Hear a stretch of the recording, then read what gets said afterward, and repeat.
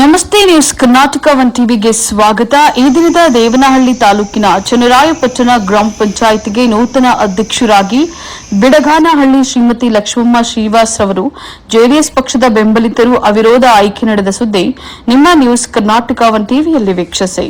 ಚನ್ನರಾಯಪಟ್ಟಣ ಗ್ರಾಮ ಪಂಚಾಯಿತಿ ನೂತನ ಅಧ್ಯಕ್ಷರಾಗಿ ಶ್ರೀಮತಿ ಲಕ್ಷ್ಮಮ್ಮ ಶ್ರೀನಿವಾಸ್ ಅವಿರೋಧ ಆಯ್ಕೆ. ದೇವನಹಳ್ಳಿ ತಾಲೂಕಿನ ಚನ್ನರಾಯಪಟ್ಟಣ ಗ್ರಾಮ ಪಂಚಾಯಿತಿ ಉಳಿದ ಅವಧಿಗೆ ಅಧ್ಯಕ್ಷರಾಗಿ ಜೆಡಿಎಸ್ ಬೆಂಬಲಿತ ಶ್ರೀಮತಿ ಲಕ್ಷ್ಮಮ್ಮ ಶ್ರೀನಿವಾಸ್ ಅವಿರೋಧವಾಗಿ ಆಯ್ಕೆಯಾಗಿದ್ದಾರೆ. ಚನ್ನರಾಯಪಟ್ಟಣ ಗ್ರಾಮ ಪಂಚಾಯಿತಿಯಲ್ಲಿ 15 ಮಂದಿ ಸದಸ್ಯರಿದ್ದು ಪರಿಶಿಷ್ಟ ಮಹಿಳಾ ಮೀಸಲು ಅಧ್ಯಕ್ಷ ಸ್ಥಾನಕ್ಕೆ ಚುನಾವಣಾ ಪ್ರಕ್ರಿಯೆ ನಡೆಸಿದ್ದರಿಂದ ಶ್ರೀಮತಿ ಲಕ್ಷ್ಮಮ್ಮ ಶ್ರೀನಿವಾಸ್ ಒಬ್ಬರೇ ನಾಮಪತ್ರವನ್ನ ಸಲ್ಲಿಸಿದ್ದು ಬೇರೆ ಯಾರೂ ಕೂಡ ನಾಮಪತ್ರ ಸಲ್ಲಿಸದ ಕಾರಣ ಅವಿರೋಧವಾಗಿ ಅಧ್ಯಕ್ಷರಾಗಿ ಆಯ್ಕೆಯಾದರು ಅಂತ ಹೇಳಿ ಚುನಾವಣಾ ಅಧಿಕಾರಿ ಪಿಇಒ ಲಲಿತಮ್ಮ ತಿಳಿಸಿದ್ದಾರೆ. ಅಧ್ಯಕ್ಷರನ್ನ ಅಭಿನಂದಿಸಿ ಮಾಜಿ ಅಧ್ಯಕ್ಷ ಹಾಲಿ ಸದಸ್ಯ ಸಿ ಮಾರೇಗೌಡ ಮಾತನಾಡಿ, ಪಕ್ಷಾತೀತವಾಗಿ ಎಲ್ಲಾ ಸದಸ್ಯರು ಶ್ರೀಮತಿ ಲಕ್ಷ್ಮಮ್ಮ ಶ್ರೀನಿವಾಸ್ ರವರನ್ನ ಬೆಂಬಲಿಸಿ ಅಧ್ಯಕ್ಷರನ್ನಾಗಿ ಮಾಡಿದ್ದಕ್ಕಾಗಿ ಧನ್ಯವಾದಗಳನ್ನು ಸಲ್ಲಿಸುತ್ತೇನೆ. ಎಲ್ಲಾ ಸದಸ್ಯರನ್ನ ವಿಶ್ವಾಸಕ್ಕೆ ತೆಗೆದುಕೊಂಡು ಪಂಚಾಯಿತಿ ವ್ಯಾಪ್ತಿಯ ಎಲ್ಲಾ ಗ್ರಾಮಗಳ ಅಭಿವೃದ್ಧಿ ಕಾರ್ಯಗಳನ್ನ ನೂತನ ಅಧ್ಯಕ್ಷರು ನಡೆಸಿಕೊಂಡು ಹೋಗಲಿ. ಅವರಿಗೆ ನಮ್ಮ ಬೆಂಬಲವಿದೆ ಅಂತ ಹೇಳಿ ತಿಳಿಸಿದ್ರು. ನಮ್ಮ ಗ್ರಾಮ ಪಂಚಾಯಿತಿಗೆ ಸರ್ಕಾರದಿಂದ ಯಾವುದೇ ಅನುದಾನ ಸಿಗ್ತಾ ಇಲ್ಲ. ಪಂಚಾಯಿತಿಯ ಕಂದಾಯದಲ್ಲೇ ಸರಿದೂಗಿಸಿಕೊಂಡು ಹೋಗ್ತಾ ಇದ್ದೇವೆ. ನಮ್ಮ ಕ್ಷೇತ್ರದ ಶಾಸಕರು ಜಿಲ್ಲಾ ಉಸ್ತುವಾರಿ ಸಚಿವರಿಗೆ ಮನವಿಗಳನ್ನ ಸಲ್ಲಿಸಿದ್ದೇವೆ. ಯಾವುದೇ ಸ್ಪಂದನೆ ಇಲ್ಲ. ಪಂಚಾಯಿತಿಯಿಂದ ಕೊಳವೆ ಬಾವಿಗಳನ್ನ ಕೊರೆಸಿದ್ದು ಅದಕ್ಕೆ ವಿದ್ಯುತ್ ಸಂಪರ್ಕ ಹಾಗೂ ಟ್ರಾನ್ಸ್ಫಾರ್ಮರ್ ನೀಡುವಲ್ಲಿ ಸರ್ಕಾರ ವಿಫಲವಾಗದೆ ಪಂಚಾಯಿತಿಯಿಂದಲೇ ಅನುದಾನವನ್ನು ನೀಡಿದ್ದೇವೆ. ಕುಡಿಯುವ ನೀರಿಗೆ ಬಹಳ ತೊಂದರೆ ಇದ್ದು ಅದನ್ನು ನಿವಾರಿಸಲು ವಿಶೇಷ ಅನುದಾನ ನೀಡಲು ಸಚಿವರಲ್ಲಿ ವಿನಂತಿಸಿಕೊಳ್ತೇವೆ ಅಂತ ಹೇಳಿ ತಿಳಿಸಿದರು. ನೂತನ ಅಧ್ಯಕ್ಷೆ ಶ್ರೀಮತಿ ಲಕ್ಷ್ಮಮ್ಮ ಶ್ರೀನಿವಾಸ್ ಮಾತನಾಡಿ, ಪಂಚಾಯಿತಿ ವ್ಯಾಪ್ತಿಯ ಎಲ್ಲಾ ಗ್ರಾಮಗಳಲ್ಲಿ ಕುಡಿಯುವ ನೀರಿನ ವ್ಯವಸ್ಥೆ, ರಸ್ತೆ, ಚರಂಡಿ ಸೇರಿದಂತೆ ಮೂಲಭೂತ ಸೌಕರ್ಯಕ್ಕೆ ಹೆಚ್ಚಿನ ಒತ್ತನ್ನು ನೀಡಲಾಗುವುದು.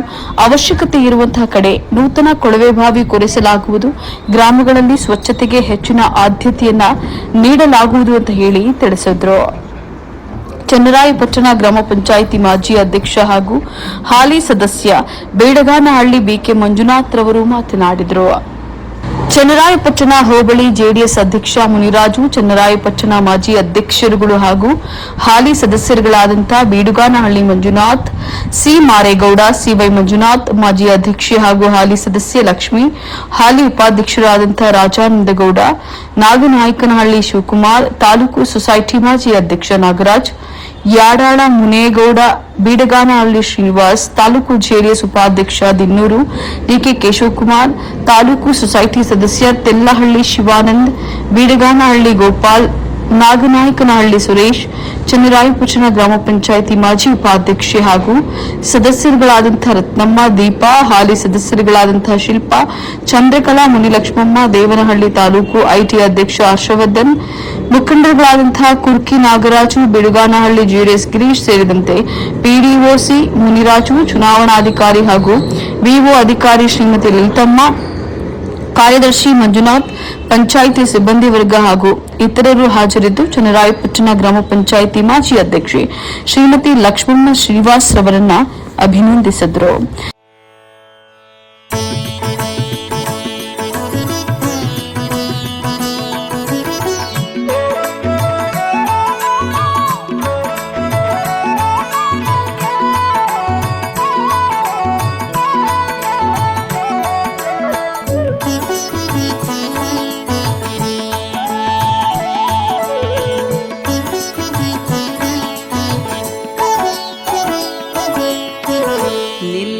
ಚಿತ್ತವ ಭ್ರುಕುಟಿಯಲಿ ಪಡೆ ಉನ್ನತ ಶಾಂತಿಯ ಮನದಲ್ಲಿ ನಿಲ್ಲಿಸು ಚಿತ್ತವ ಭ್ರುಕುಟಿಯಲಿ ಪಡೆ ಉನ್ನತ ಶಾಂತಿಯ ಮನದಲ್ಲಿ ಪಡೆ ಉನ್ನತ ಶಾಂತಿಯ ಮನದಲ್ಲಿ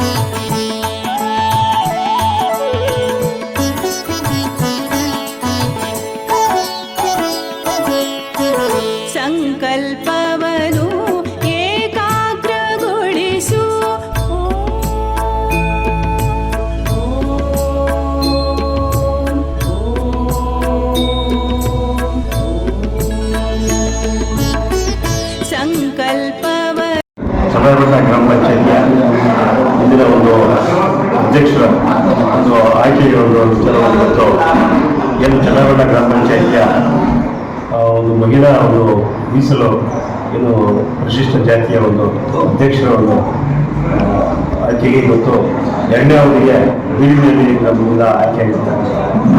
ಲಕ್ಷ್ಮಣ ಚನ್ನಬಣ್ಣ ಗ್ರಾಮ ಪಂಚಾಯಿತಿಯಿಂದ ಅಧ್ಯಕ್ಷರಾಗಿ ಇವತ್ತು ಆಯ್ಕೆ ಮಾಡಿ ಸುಮಾರು ಇವತ್ತು ಏನು ನಾವು ಕೊನೆಯವಧಿ ಏನು ಮುಂದಿನ 2027ಕ್ಕೆ ಏನು ನಮ್ಮ ಒಂದು ಚನ್ನಬಣ್ಣ ಗ್ರಾಮ ಪಂಚಾಯಿತಿ ಅವಧಿ ಮುಗೀತದೆ.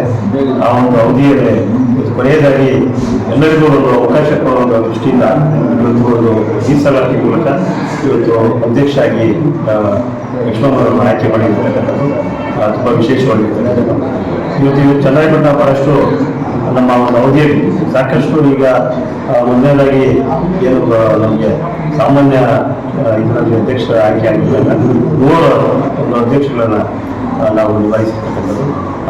ತದನಂತರ ಎರಡನೇ ಅವಧಿಗೆ 2 ವರ್ಷ ಅವಧಿಯಲ್ಲಿ ಒಬ್ಬರು ಲಕ್ಷ್ಮಿಯವರು ಅವರು ಸಹ 1 ವರ್ಷ ಅವರು ಸಹ ಅಧ್ಯಕ್ಷರಾಗಿ 3 ವರ್ಷ ಆಡಳಿತ ಮಾಡಿದ್ದಾರೆ.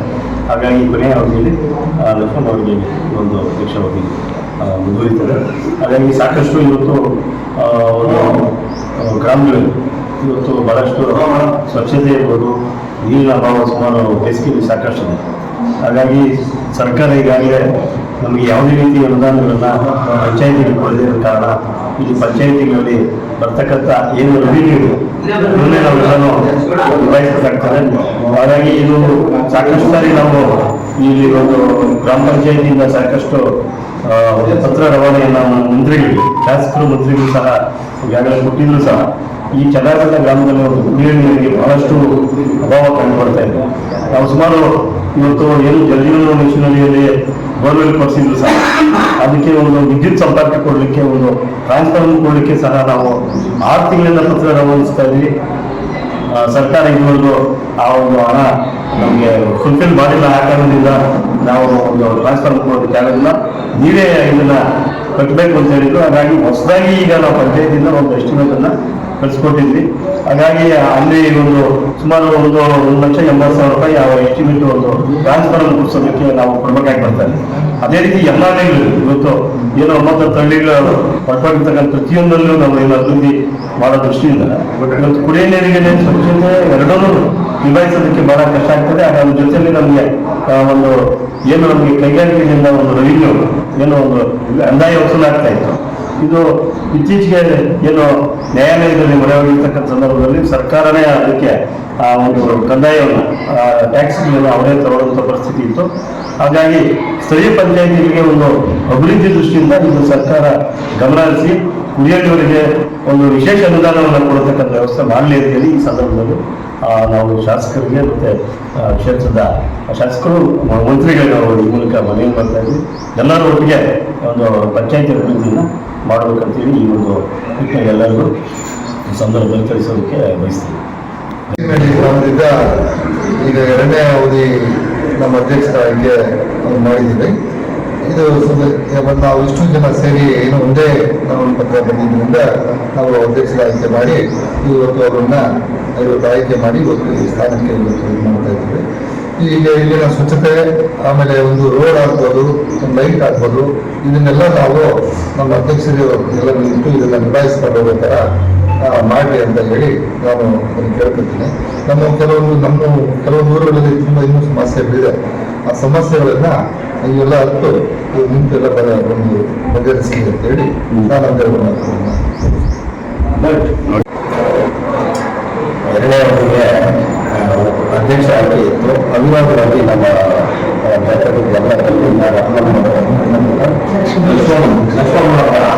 ಆಯ್ಕೆ ಮಾಡಿದ್ವಿ.